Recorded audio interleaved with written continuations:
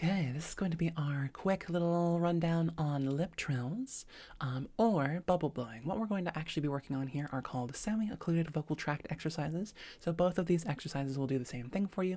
I highly encourage you to learn both, but you can do whatever you like. So our first option is to make a trill with our lips. So that's the sound we're looking for. What we're going to do with that is start at the very, very bottom of our vocal range, slide all the way to the top, and then slide all the way back down again. So it's going to sound like this.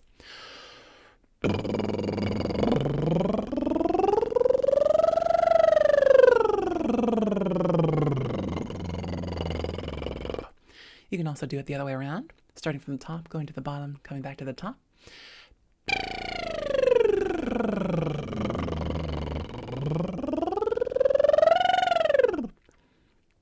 And all the way through that, we want to make sure that we're keeping the buzz of the lip the same speed.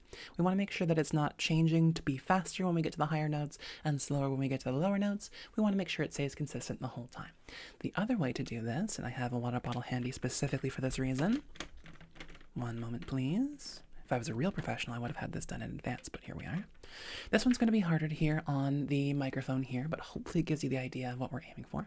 What we're going to do instead of the is use a straw in a water bottle and make bubbles like that. The same thing applies here. We want to keep those bubbles relatively the same size, relatively the same pace, and we're just going to do the same thing. This is where it gets a little tricky to hear, but hopefully this works for you.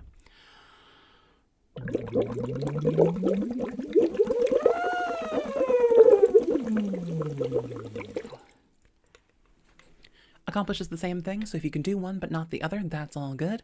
Choose whichever one makes the most sense to you. I do recommend trying to experiment and learn how to do both, but it's totally up to you.